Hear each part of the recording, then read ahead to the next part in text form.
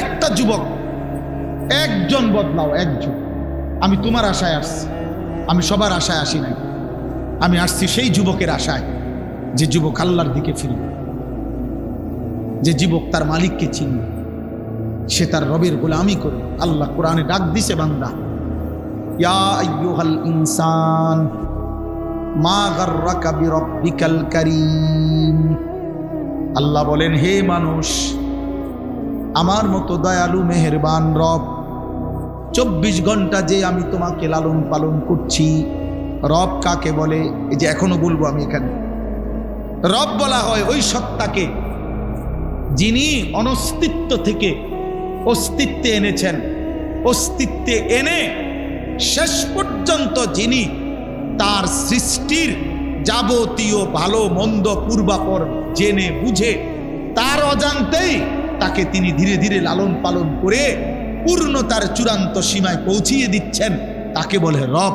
আমি জানি বা না জানি, আমি বুঝি বা না বুঝি, কখন আমার রোদ দরকার, কখন আমার বৃষ্টি দরকার, কখন আমার আলো দরকার, কখন আমার অন্ধকার দরকার, কখন আমার দেহের জন্য জীবনের জন্য কি দরকার, আমরা অনেকেই জানি না, কিছুই জানি না। কিন্তু যে সত্তা আমাদের সব কিছু দিয়ে যাচ্ছেন, লালন পালন করছেন, এই গোটা কায়নাত দিয়ে আমাদেরকে আদর সোহাগ করে লালন পালন করেছেন, সেই রব হচ্ছে আল্লাহ।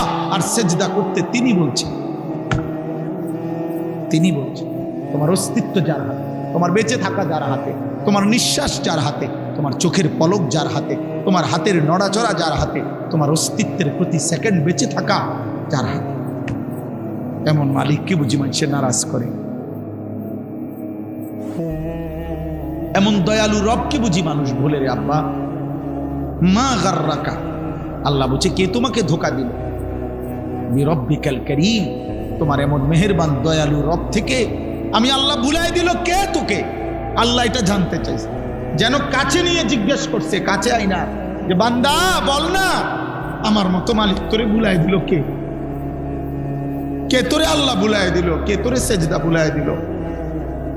আলাম নাজালিল আরদা মিহাদা ওয়াল জিবালা আওতাদা ওয়া খালাকনাকুম আজওয়াজা ওয়া জাআলনা নাওমাকুম সুবাতা ওয়া জাআলনাল লাইলা লিবাসা ওয়া জাআলনান নাহারা মাআশা। আল্লাহ বলে, বলো না বান্দা, আমি কি তোমার জন্য জমিনটাকে বিছিয়ে দেই নাই? আমি কি তোমার জন্য পাহাড়গুলো পেরেকের মতো জমিনের উপরে স্থাপন করে দেই নাই? আমি কি তোমাদেরকে জোড়ায় জোড়ায় নারী পুরুষে সৃষ্টি করি নাই? আমি কি দুই চোখের ঘুম দেই নাই? রাত্রিটাকে অন্ধকারের কালো চাদর দিয়ে আমি কি ঢেকে দেই নাই? দিনের আলোকিত সূর্যটাকে পৃথিবীতে আমি কি এনে দেই নাই? আমি কি দিন বানাই নাই? মাথার উপরে 7টা আসমান বান্দা আমি আল্লাহ কি বানাই নাই? আমি কি একটা সূর্য দেই নাই? আমি কি চাঁদ এনে দেই নাই? আমি কি আসমান থেকে অঝোর ধারায় বৃষ্টি নামাই নাই? আমি কি জমিন থেকে তোমার জন্য ফুল ফল ফসল, তোমার খাদ্য খাবার রিজিক উৎপন্ন করি নাই? এত কিছুর বিনিময়ে বান্দা আমি রব কি একটা সেজদা পাই না? বলো না বাপ, ওঠো না বাপ, উঠা দাও, উঠা দাও। তোমার মতো অকৃতজ্ঞ বসলে কি লাভ হবে? আহা, অগণিত ছেলের চেহারা দেখলে বোঝা যায় নামাজের কোনো ছিটে ফোটা নাই, নামাজের কোনো ছিটে ফোটা নাই। কতদিন হয় নামাজ পড়ো না, জানো না? আহ, কি দেখছো এই পর্যন্ত? মোবাইল তোমাকে কি কি দিচ্ছে আব্বা? এই নারী নর্তকী, যে পৃথিবীর যত নারী দেখছো, ওই নর্তকীর কাছে কিচ্ছু নাই, ও তো যা ছিল দেখাইয়ে দিছে। ওই বেবিচারিণী নারী, ওই বেহায়া নর্তকী যে তোমার মোবাইলে তোমার ছবি দেখছো, ওর কাছে তো কিচ্ছু নাই, ও তো যা ছিল বিক্রি করে দিছে। ও তো তার শরীর যৌবন টাকার মূল্যে বিক্রি করে দিছে, ওর কাছে তো কিছু নাই। তুমি তো নারী দেখো না, ছবিও না, নারীর ছবির ছায়া। মোবাইলের স্ক্রিনে যেটা দেখা যায় সেটা নারী না, সেটা ছবিও না, নারীর ছবির ছায়া। নর্তকীর ছবির ছায়া। এটা ছবিও না, এটা ছায়া। ছায়া, এটা ছায়া ছবি কয়, এটা ছায়া। মানুষ ছায়ার পিছনে দৌড়ে বুঝি জীবন শেষ করবে। নিজের শরীর নাপাক করে দিলা, হারাম বীর্যপাত করলা, অশ্লীলতার মধ্যে ভেসে গেলা, ধরলাও না, ছুইলাও না, ফাঁকে থেকে টাকাও শেষ, শরীরও শেষ, যৌবনও শেষ, চরিত্র শেষ, সমাজে ইজ্জতও শেষ।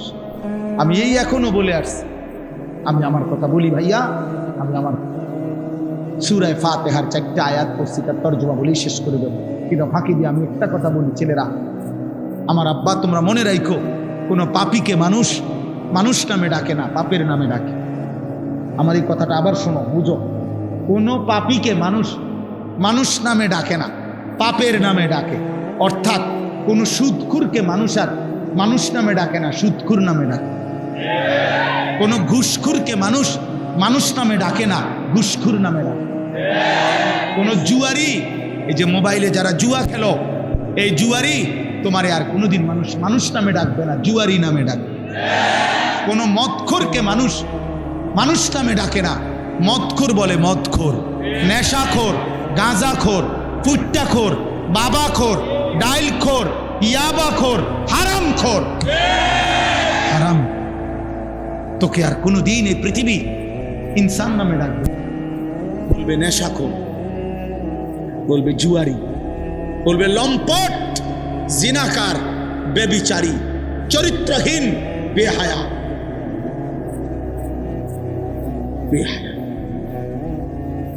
100 বছর পরে, 100 বছর পরে হলো তোমার নাতিরে মানুষ বলবে তোর দাদা সুদ করেছে,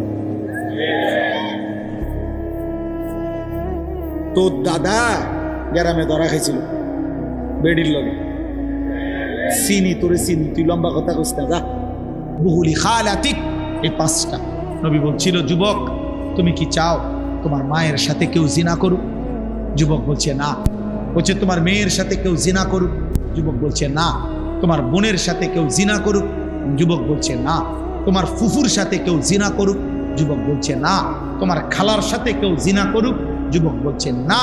আল্লাহ নবী বললেন, ওয়ালান নাসু ইউহিব্বুনাহুম লিউম্মাহাতিহিম ওয়া আখাওয়াতিহিম ওয়া বানাতিহিম ওয়া আম্মাতিহিম ওয়া খালাতিহিম। তাহলে যুবক মনে রেখো, পৃথিবীর কোনো মানুষও চায় না তার মায়ের সাথে কেউ জিনা করুক, তার বোনের সাথে কেউ জিনা করুক, তার মেয়ের সাথে কেউ জিনা করুক, তার ফুফুর সাথে কেউ জিনা করুক, তার খালার সাথে কেউ জিনা করুক। তুমি যার সাথে ব্যভিচার করতে চাও, হারাম সম্পর্ক করতে চাও, সেও তো কোনো মানুষের মা, খালা, ফুফু, বোন, মেয়ে। তুমি সেটা কিভাবে করবা যুবক? আল্লাহর কসম, ওই যুবক বলছে, ইয়া রাসূলুল্লাহ, আমি কসম করলাম এমন ঘৃণ্য জঘন্য কাজ আমি আর কোনো দিন করবো না, আপনি আমার জন্য দোয়া করে দেন। নবী তখন ওর জন্য দোয়া করছে, বুকে হাত দিয়া। আল্লাহ নবী ওই যুবকদের জন্য দোয়া করছে। আমিও তোমাদের জন্য দোয়া করি, যদি কোনো যুবক সিদ্ধান্ত নাও হারাম নারী, হারাম ছবি দেখবা না, অশ্লীল দৃশ্য দেখবা না, হারাম কোনো মেয়ের সাথে সম্পর্ক করবা না, তো ওই দোয়া যেন আল্লাহ তোমার উপরও রাখে। নবী ওই যুবকের জন্য 3টা দোয়া করছে। আল্লাহুম্মা মাগফির যামবাহু, আল্লাহ এই যুবকের গুনাহগুলো মাফ করে দেন। ওয়া তাহহির কলবাহু, আল্লাহ যুবকের অন্তর পবিত্র করে দেন। ওয়া হাসসিন ফারজাহু, আল্লাহ যুবকের লজ্জাস্থানও পবিত্র করে দেন। তোমরাও দিল থেকে নিয়ত করো, আগামীর পৃথিবী তোমাদের অপেক্ষা করছে। দোস্ত, তোমরা তোমাদের পৃথিবী কষ্টের বানাইও না। যুবক ভাই, তোমার দাদা তোমার আগে চলে যাবে কবরে। আশা করা যায় তোমার বাপ তোমার আগে কবরে চলে যাবে, আশা করা যায় তোমার মা তোমার আগে কবরে চলে যাবে। কিন্তু তোমরা যারা, আমার একটা কথা তোমরা শোনো, এখানে যারা দাঁড়াইছো ভাই, তোমরা তাকায় দেখো চারিদিকে। তোমরা 30 বছরের নিচে যাদের বয়স, 30-এর নিচে, তোমরা হাত তোলো তো। 30 বছরের নিচে যাদের বয়স, হাত উঠাও। দেখেন দেখেন কি করুন, দেখছেন? মাশাআল্লাহ, হাত নামাও। এখন আমার প্রশ্ন হলো, এই যে 30 বছরের নিচে কিশোর যুবক, তোমরা বলো ভাই, ইনসাফ করে, এখানে যারা আমরা জমা হইলাম, তারা সারা বাংলাদেশের? কথা বলে না? এরা উত্তরবঙ্গের, এরা পার্বত্য চট্টগ্রামের, এরা খুলনা বরিশালের এখানে সর্বোচ্চ 20 কিলোমিটার ধরলাম, 30 কিলোমিটার ধরি, 30 কিলোমিটার জায়গার আশেপাশের সন্তান তোমরা, এই না? আমার কথা হলো, তুমি একটা ছেলে ভাবো যে 30 কিলোমিটার দূরত্বের এতটুকু জায়গার মধ্যে যদি এতগুলো ছেলের মধ্যে নামাজের চিহ্ন, ঈমান আমলের চিহ্ন কোথায়? তাহলে একটি এলাকার যদি 30 কিলোমিটার এলাকার মুসলমানের কিশোর যুবকের চরিত্র, আখলাক যদি এই পরিমাণ হয়, তাহলে ইসলাম টিকবে কেমনে? আগামী দিনে আমরা সুখ পাবো কিনা? প্রিয় ভাই বলো, আজ যদি এমন হইতো যে 18 কোটি মানুষের মধ্যে এই কয়জন এরকম, তাইলে তো মনটারে বুঝাইতাম যে 10 কোটি মুসলমানের মধ্যে সর্বোচ্চ 2-4 লাখ হয়তো নামাজ পড়ে না, তাইলে একটা মনটারে বুঝাইতাম। কিন্তু 30 কিলোমিটার জায়গার মধ্যে যদি এতগুলো যুবক ভাই তোমরা, তো তোমাদের নামাজের হালাত কি, তোমাদের আখলাকের হালাত? এবার তোমরা আন্দাজ করো সারা বাংলাদেশের চরিত্র। সারা বাংলাদেশের, আমি সোহাগপুর মাহফিলে গেছি, সেখানেও আমি এরকম অগণিত যুবক দেখে আসছি। তাইলে আমার কথা হলো এটা যে তুমি ভাই ইনসাফ করো, তোমরা বলো, খোদার কসম নবীজি বলছে, লা ইয়াকুনু ফি উম্মতি খাসফুন ওয়া কাসফুন ওয়া মাসখুন, তিরমিজি শরীফের হাদিস। নবীজি বলছে শেষ জামানায় ফি উম্মতি, আমার উম্মতের মধ্যে 3টা বড় আযাব আসবে। 1 নম্বর, মাটি ধসিয়ে দেওয়া হবে। মনে করেন এরকম আমরা আছি, তো হঠাৎ মাটি ধসাইয়া সবাইকে দাফন করে দেওয়া হবে। 2 নম্বরে কাসফুন, পাথরের বৃষ্টি বর্ষণ করে ধ্বংস করে দেওয়া হবে। 3 নম্বরে মাসখুন, চেহারা বিকৃত করে দেওয়া হবে। সাহাবীরা জিজ্ঞেস করছে, কিলা ইয়া রাসূলুল্লাহ মাতা, হে আল্লাহর নবী কখন সেটা হবে? নবীজি বলছেন, ইজা জহারাতিল কাইনাত ওয়াল মাআজিফ, যখন গান বাদ্য বেড়ে যাবে, গায়িকা বেড়ে যাবে, বাদ্যযন্ত্র বেড়ে যাবে, গায়িকা, গানের আসর, নৃত্যের আসর, বাদ্যযন্ত্রের ঝংকার, নারীর বেহায়াপনা বেড়ে যাবে। ওয়াস্তাহাল্লাতিল খামরা, এবং মানুষ হালাল পানির মতো মদ পান করতে থাকবে। খোদার কসম নবী বলছে, তখন বহু মানুষকে ভূমি ধসিয়ে দেওয়া হবে, পাথরের বৃষ্টি বর্ষণ হবে, অথবা চেহারা বিকৃত করা হবে। আমার যুবক ভাই, সারা দিনে আমি কেন চিল্লাই? আমার এই চিৎকার আহাজারির মূল কারণ এটা দোস্ত। আমি 21 বছর হয় ওয়াজ করি, 21 বছর আলহামদুলিল্লাহ, আল্লাহর দয়ায় আমি 21 বছর ধরে যুবকের জন্য বলি নাই, আমি সবার জন্যই বলতাম। আগে বিভিন্ন বিষয় নিয়ে এই বয়ান করতাম। আমি বুঝি না, আমি জানি না আমার মালিক কেন আমারে বলাইছে। কিশোর নওজোয়ানের জন্য আমি বলি কেন, এও আমি জানি না, আমি নিজেও বুঝি না। আমারে কোনো কেউ নিয়মতান্ত্রিক কোনো মন্ত্রণালয় দেয় নাই, আমারে কোনো দায়িত্ব দেয় নাই, আমারে কেউ আলাদা বলে নাই। আমি এমনি আল্লাহর পক্ষ থেকে আমার দিলে আসে এটা যে তোমরা কেমনে বাঁচবা। আমার ভয় এটা, তোমরা যদি এই পরিমাণ ছেলে নামাজ না পড়ো, তোমরা এই পরিমাণ ছেলের যদি চুল মুশরিকদের বেঈমানদের মতো হয়, তোমরা এত বিপুল পরিমাণ ছেলে যদি নারী, ছবি, জিনা, ব্যভিচার, গান, বাদ্য, অশ্লীলতা নিয়ে পড়ে থাকো, তো আগামী 30 বছর পরে তোমাদের সমাজ কি হবে? আমার ভাই বলো, তোমার এই বয়সে যদি তুমি 1 ওয়াক্ত নামাজ না পড়ো, আল্লাহ যদি তোমাকে একটা সন্তান দেয়, আল্লাহ যদি তোমার বিবাহ করার তৌফিক দেয়, তোমার সন্তান কেমন হবে? বলো না আব্বা। আমি ছোটবেলায় দেখে গেছি, আমার আজীবন আমার বাপেরে আমি দেখছি, আমার আব্বা মসজিদের ইমামতি করতেন, আমার বাবা আমার হাত ধরে মসজিদে নিছেন। আমি আমার সন্তান 9 বছরের বাচ্চা ছেলে, পরে আমি নিজে ফজরের নামাজে মসজিদে নিয়ে যাই। তাইলে তুমি কি করতে চাচ্ছ? তোমরা আমারে বলো বাপ। প্রতিবার যখন নারী দেখো, উলঙ্গ ছবি দেখো, অশ্লীল দৃশ্য দেখো, কি চাচ্ছ সেখানে? এই বেহায়া নারী থেকে তুমি চাওটা কি? জিনা। আমি বুঝি না। তুমি চাচ্ছ সুযোগ, যদি সুযোগ মিলতো তাহলে তুমি জিনা করতা, তুমি ব্যভিচার করতা। নাই তো তুমি কেন চাও? তুমি এই সুযোগই চাচ্ছ, তুমি কল্পনা